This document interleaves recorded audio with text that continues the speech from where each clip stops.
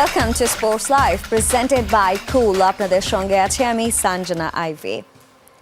সিলেট নয়, ঢাকা পর্ব দিয়ে শুরু হবে বিপিএল এর 12তম আসর। আবাসন সংকটের কারণে সিলেট দিয়ে আসর শুরু করতে পারছে না বিসিবি। 26 ডিসেম্বর শুরু হবে এবারের আলোচিত বিপিএল। ঢাকার পরিবর্তে সিলেট পর্ব দিয়েই আসর গড়ানোর কথা ছিল, কিন্তু এ সময় পর্যটকদের ভিড়ে সিলেট হয়ে ওঠে উৎসবের নগরীতে। নয়নাভিরাম প্রাকৃতিক সৌন্দর্য উপভোগ করতে সারা দেশের মানুষ ছুটে যান চায়ের শহরে। তাই পর্যাপ্ত হোটেল খুঁজে পাচ্ছে না বিপিএল কর্তৃপক্ষ, যে সংকটের কারণে ঢাকা পর্ব দিয়েই আসর শুরুর পরিকল্পনা বিসিবির।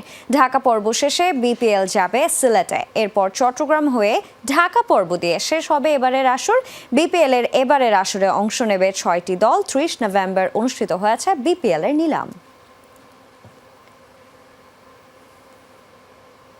এবারের বিপিএল এ কাগজে কলমে সবচেয়ে ব্যালেন্সড দল গঠন করেছে রংপুর রাইডার্স, বলছেন রাজশাহীর কোচ হান্নান সরকার। তবে মুশফিক, শান্ত, সাকিব, তামিম, আকবর, রিপনদের নিয়ে রাজশাহীর দলটিও অন্যতম সেরা। কিন্তু রোববারের নিলামে নামী বিদেশি অনেক ক্রিকেটার দল পায়নি। তবে দল সংশ্লিষ্টরা বলছেন আগে থেকেই অনেক বিদেশিদের সাথে কথা পাকাপাকি হওয়ায় নিলামে এই অনাগ্রহ। কিছুটা নাটকীয়তার পর বিপিএলে দল পেয়েছেন মাহমুদুল্লাহ রিয়াদ। দেশের ঘরোয়া ক্রিকেটের সবচেয়ে জৌলুসপূর্ণ এই টুর্নামেন্টকে সামনে রেখে কিছুদিন ধরেই অনুশীলন শুরু করা রিয়াদ কোমরে দড়ি বেঁধে ট্রেনিং করেছেন সোমবার। এপ্রিলে ঢাকা প্রিমিয়ার লিগের পর সেপ্টেম্বরের এনসিএল টি20-তে দুটো ম্যাচ খেলা রিয়াদ লম্বা সময় ধরে প্রতিযোগিতামূলক ক্রিকেটের বাইরে। 40-এ পা দিতে যাওয়া এই ক্রিকেটার নিশ্চিতভাবেই বিপিএল শুরুর আগেই ফিরে পেতে চাইবেন সেরা fitness. Credit goes to all the cricket players. প্রায় এক যুগ পর বিপিএল হলো নিলাম। বর্তমান ফ্র্যাঞ্চাইজিগুলোর কাছে এই সিস্টেম একেবারেই নতুন, তাই তো অকশন চলাকালীন অনেকবারই থামাতে হয়েছে সঞ্চালনা। তবে মূল বিষয় হলো দলগুলো কেমন হলো। রংপুর, রাজশাহী, নোয়াখালী, সিলেট গড়েছে শক্তিশালী স্কোয়াড। সেই রেস থেকে কাগজ কলমে কিছুটা পিছিয়ে পড়েছে চট্টগ্রাম। কাগজে কলমে সোফার যতটুকু আমার মনে পড়ে এবং আইডিয়া থেকে রংপুর যথেষ্ট ব্যালেন্স একটা দল হচ্ছে, বিকজ রংপুরের সবচেয়ে বড় স্ট্রেন্থ তারা খুব ভালো বিদেশি প্লেয়ার কালেকশন করেছে। এটা তাদের একটা বড় স্ট্রেন্থ। নিশ্চিতভাবে লোকালও বেশ ভালো প্লেয়ার রয়েছে। রংপুরের পাশাপাশি বিপিএল এর অন্যতম সেরা স্কোয়াড গঠন করেছে রাজশাহী ওয়ারিয়র্সও, যার প্রধান কারিগর দলটির হেড কোচ হান্নান সরকার। মুশফিকুর রহিম, নাজমুল শান্তর মতো সিনিয়রদের পাশাপাশি তামিম, তানজিম, সাকিব থেকে শুরু করে আকবর আলী, রিপন মণ্ডল, আব্দুল গাফার, সাকলাইনের মতো প্রতিভাবান ক্রিকেটাররা আছে দলটিতে। আছেন সাহেবজাদা ফারহান, মোহাম্মদ নওয়াজ, হোসেন তালাত, বিনুরা ফার্নান্ডের মতো বিদেশিরাও। সো আপনি পেস বোলার যারা ভালো ফর্মে রয়েছে তাদেরকে আপনি যে কোনো সময় পিক করেই খেলাতে পারেন, কিন্তু ব্যাটসম্যান যখন পিক করবেন আপনি এক বছর বা একটা টুর্নামেন্টের জাজমেন্টে পিক করাটা সবসময় কিন্তু সাকসেস এনে দেয় না। সেখানে বিহাইন্ড দ্য স্টোরি তার অনেক এক্সপিরিয়েন্সের ব্যাপার ম্যাটার করে। সো এইসব কিছু বিষয় মাথায় রেখে আমরা টিমটা গঠেছি। আমার প্ল্যানে ছিল আমরা বিদেশি লেফট হ্যান্ডে যাব এবং রাইট হ্যান্ডে যাব লোকালে, বিকজ লেফট হ্যান্ড বাংলাদেশি জায়গা থেকে চিন্তা করলে খুব বেশি অপশন নেই। বিপিএল এর অকশনে বিদেশি ক্রিকেটারদের দিকে খুব বেশি ঝোঁকেনি দলগুলো। থিকসানা, মোহাম্মদ হারিস, আসালাঙ্কা, ধনঞ্জয়া ডিসিলভা, মোহাম্মদ ওয়াসিম, সালমান আলী আগ্গা, দীনেশ চান্দিমালের মতো আরও অনেক পরীক্ষিত ক্রিকেটার পায়নি দল। কিন্তু কেন? টিম সংশ্লিষ্টরা বলছেন নিলামের বাইরে ক্রিকেটার নেবার সুযোগ থাকায় অ্যাভেলেবিলিটি বিবেচনা করে ইতিমধ্যেই অনেক বিদেশির সাথে কথা নাকি পাকাপাকি করে ফেলেছে দলগুলো। আরও কিছু ভালো নাম আমরা হয়তো ফেমাস নেমগুলো হয়তো মিসিং আছে, বাট টিমগুলো কিন্তু নিজেদের আমি বলবো যে তাদের যে সক্ষমতা আছে সেখান থেকে তারা চেষ্টা করেছে ডাইরেক্ট সাইনিংয়ের মাধ্যমে আসলে আপনার লট অফ ক্যারেক্টারগুলোকে টিমে ইনক্লুড করার জন্য। হাসিনুর রহমান, যমুনা স্পোর্টস, ঢাকা। বিপিএল এবং বিপিএল এর নিলাম নিয়ে বিস্তারিত আলোচনার জন্য স্টুডিওতে আমন্ত্রণ জানাতে চাই আমাদের সহকর্মী সৈয়দ আবিদ হোসেন সামিকে। সামি, আবারও তোমার সাথে কথা হবে আজকে। বিপিএল এর আগে কথা হচ্ছিল এবং এখন বিপিএল এর নিলাম নিয়ে কথা হবে। নিলাম মানেই কিন্তু এখন talk of the town Naim Sheikh. 1,10,00,000 টাকায় তিনি সোল্ড আউট হয়েছেন। কি মনে হচ্ছে এটা কতটা যুক্তিযুক্ত হয়েছে এই বিষয়টা? প্রথমত একটা বিষয় বলি, সেটা হচ্ছে নাইম শেখ কিন্তু ঢাকা প্রিমিয়ার ডিভিশন ক্রিকেট লিগে 75 লক্ষ টাকা পেমেন্ট নিয়ে সর্বশেষ সিজনে খেলেছেন। ইভেন তুমি যদি দেখো এনামুল হক, বিজয়, মোসাদ্দেক, সৈকত, তারাও মোটামুটি সিমিলার কাইন্ড অফ পেমেন্টটা পান, যেটা ন্যাশনাল টিমের অনেক ক্রিকেটাররা পান না। কারণটা হচ্ছে বাংলাদেশের ডোমেস্টিক সার্কিটে যেই ধরনের খেলা হয়, যেই ধরনের গেম প্ল্যানের খেলা হয়, ওই ধরনের গেম প্ল্যান এবং ওই ধরনের স্ট্যান্ডার্ডের খেলার সঙ্গে মানানসই ক্রিকেটটা নাইম শেখ, এনামুল হক বিজয় তারাই খেলেন। আনফর্চুনেটলি বিজয় খেলতে পারছেন না এই সিজনটাতে, যেমনটা আমরা জানি। কিন্তু নাইম শেখ 1,10,00,000 টাকা যদি পেয়ে থাকেন বা 1,14,00,000 টাকা যদি পেয়ে থাকেন, এটা আমার কাছে স্বাভাবিক ঘটনাই মনে হয়েছে। কারণটা হচ্ছে বাংলাদেশের ডোমেস্টিক সার্কিটে যে মানের ক্রিকেট হয়, যেই গেম প্ল্যানের ক্রিকেট হয়, ওইটা আসলে মুখস্থ ক্রিকেট নাইম শেখদের জন্য, টু বি ভেরি অনেস্ট। আর তার মধ্যে নাইম শেখ কিন্তু একদম প্রথম কলে তার ডাকটা ছিল, এবং সেখানে একদম যেটাকে আমরা বলি যে ফ্রেশ ওয়ালেটের অ্যাডভান্টেজটাও পেয়েছে। আমি একটু এক্সাম্পলতে এইভাবে দিই, সেটা হচ্ছে ধরো দুজন প্লেয়ার আমি যদি চিন্তা করি, একজন হচ্ছে ফিল সল্ট, একজন হচ্ছে দাভিদ মালান।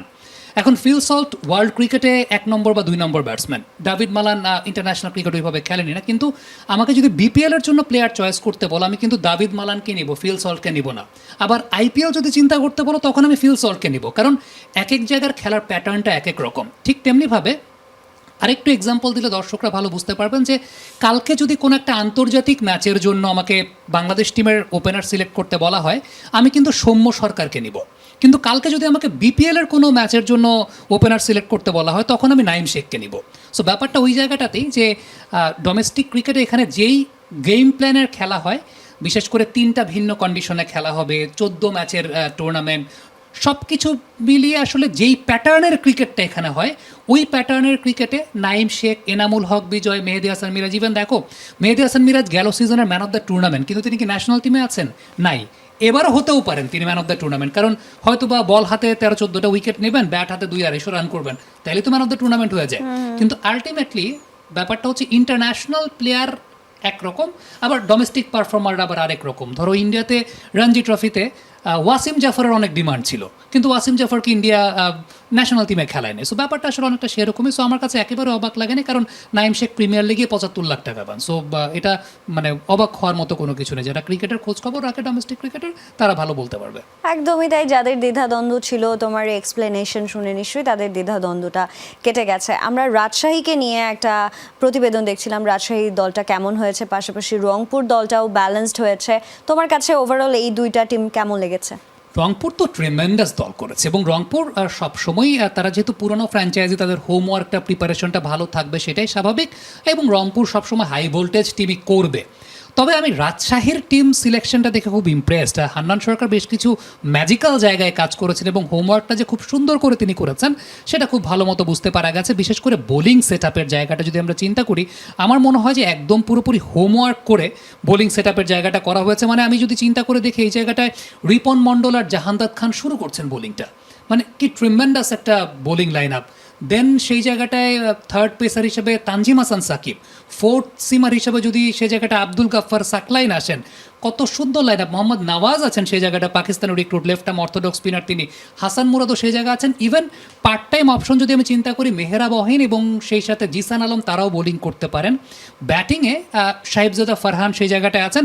আমার কাছে ব্যাটিংয়ে একটা জায়গায় মনে হচ্ছে, মিডল অর্ডারে নর্মালি বিপিএলে যেটা হয় যে বিদেশি প্লেয়াররাই মিডল অর্ডারে লিড করে থাকেন। সো মিডল অর্ডারে লিড করার মতো এখন পর্যন্ত বিদেশি প্লেয়ার আমি দেখতে পাচ্ছি না। I am pretty much sure Hannan সরকারের সাথে আমার কথা হয়েছে, তাদের মিডল অর্ডারে বিদেশি সাইনিং আসছে, সেটা একটা স্টেবিলিটি প্রদানের জন্য। কারণ দেশি যে রিক্রুটরা আছে মিডল অর্ডারে, ইয়াসির রাব্বি, আকবর আলী, আমার কাছে মনে হয় যে এখনও মিডল অর্ডারের লিডারশিপ রোলটা প্লে করার মতো তাদের ব্যাটিংয়ের ওই ক্যাপাসিটিটা নাই। আরেকটা জায়গায় প্রবলেম পড়তে পারে রাজশাহী, সেটা হচ্ছে যদি নাজমুল শান্ত ক্যাপ্টেন্সি করেন, দ্যাট মিনস তো প্রত্যেকটা ম্যাচে তিনি খেলবেন। এখন যদি ক্যাপ্টেন ব্যাটে রান না পান, ওই সময়টায় কি নাজমুল শান্তকে রাজশাহী ক্যারি করবে প্রত্যেকটা ম্যাচ? কারণটা হচ্ছে, আপনি টপ অর্ডার যদি চিন্তা করে দেখেন, সেই জায়গাটা সাহিবজাদা ফারহান, জিসান আলম, তানজিদ হাসান তামিম। সো নাজমুল শান্ত সেই জায়গাটা কোন পজিশনে ব্যাটিং করবে? সেটা কি 3-এ ব্যাটিং করবে, 4-এ ব্যাটিং করবে? যদি সাকসেসফুল না হয়, সেক্ষেত্রে কি হবে? নাজমুল শান্তকে কি ক্যারি করবে প্রত্যেক ম্যাচ? সো এই জায়গাটায় মনে হয় একটা মধুর সমস্যা তারা পড়তে পারে। আবার আরেকজন বিদেশি রিক্রুট নাকি আসছে সেই জায়গাটা, আমি শুনছি মিডল অর্ডারে স্টেবিলিটি প্রদানের জন্য। সো আমার কাছে মনে হয় যে it will be confusing. Exactly. Sami, আমাদের সঙ্গেই থাকো, তোমার কাছে আবারও ফিরবো। তবে এর আগে আমরা পরবর্তীতে যে রিপোর্টটা আছে সেই রিপোর্টটা দেখে নিতে চাই। এনসিএল টি-20-র ইমার্জিং প্লেয়ার হয়েও শুরুতে নিলামে নাম ছিল না মোহাম্মদ রুবেলের। শেষমেশ নাম এসেছে, সুযোগ পেয়েছেন রাজশাহী ওয়ারিয়ার্সে। তার মিস্ট্রি স্পিনার হয়ে ওঠার পেছনে বড় অনুপ্রেরণা দিয়েছেন মাহমুদুল্লাহ রিয়াদ। প্রথমবার বিপিএলের সুযোগ পেয়ে রুবেল মিস করছেন না ফেরার দেশে পাড়ি জমানো মাকে। লিটন দাসকে সচরাচর এভাবে দেখা যায় না। এই দৃশ্যের কারণ একজন নেট বোলার। দুঃখিত, দীর্ঘদিন ধরে জাতীয় দলের নেটে বল করা মোহাম্মদ রুবেল এখন প্রথম শ্রেণীর ক্রিকেটার। প্রথমবারের মতো সুযোগ পেয়েছেন বিপিএলেও। একটা বল অফ স্পিন তো অন্যটা লেগ স্পিন, একটা আবার গুগলি, কোনোটা আবার ক্যারম। এক একটা বল এক এক রকম করতে পারা রুবেল আবার ব্যাটারদের মাইন্ড নিয়ে খেলতে পছন্দ করেন, যাকে ধরা হয় বাংলাদেশের অন্যতম সেরা ক্রিকেট ব্রেইন। সেই এলকেডির ব্রেইন নিয়েও খেলেছেন সবশেষ এনসিএল টি-20-র emerging player of the tournament Mohammad Rubel. Bowling করতেছিলাম তো উনি বুঝতেছিল না আর কি, একটু ডিফারেন্ট অ্যাকশন মনে হয়েছে, তো এটাই বলতেছিল যে কি বল করতেছেন বুঝতেছেন। এই যে লিটনকে পাজল করে দিয়েছেন, বিপিএল এরকম পাজল করতে চাইবেন সবাইকেই? এটা তো অবশ্যই চেষ্টা করব যে আমি আমার যেগুলা স্ট্রোক ডেলিভারি আছে ভালো ভালো আছে ওইগুলো করে ব্যাটসম্যানদেরকে একটু বিভ্রান্ত করার চেষ্টা অবশ্যই করবো বিপিএল ইনশাল্লাহ, যদি সুযোগ পাই। শুরুতে রুবেল ছিলেন অফ স্পিনার, বছর দেড়েক আগে আফগান মিস্ট্রি স্পিনার মুজিবুর রহমানের বোলিং দেখে মিস্ট্রি স্পিনার হয়ে ওঠা। মিস্ট্রি স্পিন দিয়েই প্রথম বিভাগে ৪৫ উইকেট নিয়ে হয়েছিলেন হাইয়েস্ট উইকেট টেকার। তবে মিস্ট্রি স্পিনার হয়ে ওঠার পেছনে বড় অনুপ্রেরণা দিয়েছেন মাহমুদুল্লাহ রিয়াদ। শ্রীলঙ্কা সিরিজে একবার আর কি, এখন থেকে প্রায় ১-১.৫ বছর আগে চিটাংয়ে হয়েছিল। তো আমি বোলিং করতেছিলাম, রিয়াদ ভাইয়ের সাথে ছিল, তো আমি ফলো থ্রোটা দিতাম না আর কি, কম দিতাম। তো রিয়াদ ভাই বললো যে তুমি যদি যে অ্যাকশনে বোলিং করো অ্যাকশনে যদি ফলো থ্রোটা আরও সামনে দাও তাহলে বল আরও ভালো হবে। তো ওইটা শোনার পরে আমি করলাম, এখন আল্লাহর মতে ওইটাই করতেছি, আলহামদুলিল্লাহ ভালো হইতেছে। বছর দুয়েক আগে মাকে হারিয়েছেন রুবেল। তার ক্রিকেটার হয়ে ওঠার পেছনে মায়ের অবদানই সবচেয়ে বেশি। রুবেল ভাবেন মা হয়তো ওই দূর আকাশের তারা হয়েই তার সাফল্যে গর্ববোধ করছেন। আমার মা তো সবসময় আমার উপর আস্থা ছিল যে আমি খেলবো যে কোনো এক সময়, তো এটা আম্মু দেখে যেতে পারে না, অবশ্য দেখতেছে হয়তো বা ওইখান থেকে যে হয়তো বা দেখতেছে, তো থাকলে হয়তো বা আরও ভালো লাগতো, আমারও ভালো লাগতো, আম্মু খুশি তো অবশ্যই হতো।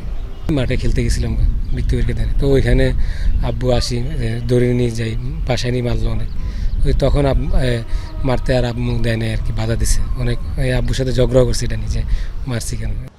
এনসিএল টি-20-র ইমার্জিং প্লেয়ার হয়েও শুরুতে নিলামের নাম ছিল না রুবেলের। শেষমেশ নাম আসার সুযোগ পাওয়া, এই গল্পটাও রুবেলের ক্রিকেট গল্পের মতোই রোমাঞ্চকর। আফনান পিয়াল, যমুনা স্পোর্টস, চট্টগ্রাম। সর্বোচ্চ ৪ কোটি টাকা দিয়ে 4,16,00,000 টাকা দিয়ে আসলে রংপুর রাইডার্স বিপিএল নিলামে সর্বোচ্চ খরচ করেছে, এই রিপোর্টটা আমরা দেখব। তবে তার আগে সবচেয়ে কম 2,63,00,000 টাকা খরচ করেছে নোয়াখালী এক্সপ্রেস। এবারের নিলামে সবচেয়ে দামি খেলোয়াড় 1,10,00,000-এর নাইম শেখ, যেটা বলছিলাম, তাকে দলে ভিড়েছে চট্টগ্রাম রয়্যালস। দ্বিতীয় সর্বোচ্চ দামি খেলোয়াড় হয়েছেন তাওহিদ হৃদয়, 92 লাখ টাকায় গেছেন রংপুরে। তালিকার তৃতীয় সর্বোচ্চ দামি খেলোয়াড় 75 লাখের লিটন দাস।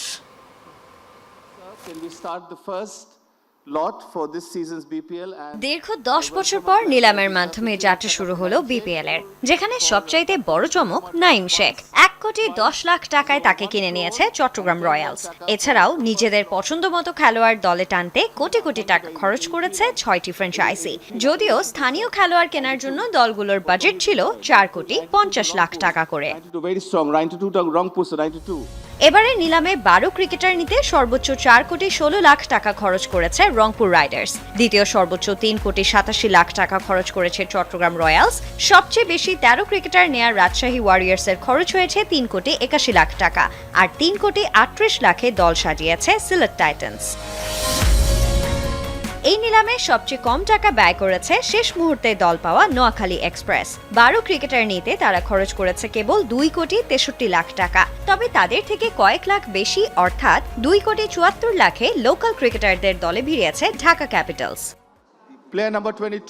এদিকে বিদেশি ক্রিকেটার কিনতে দলগুলোকে খরচ করার জন্য বাজেট দেয়া হয়েছিল $3,50,000। অবাক করা বিষয় হলো এই বাজেটের মাঝে $50,000ও খরচ করেনি নোয়াখালী এক্সপ্রেস, রংপুর রাইডার্স ও রাজশাহী ওয়ারিয়ার্স। তবে সর্বোচ্চ $75,000 খরচ করেছে ঢাকা।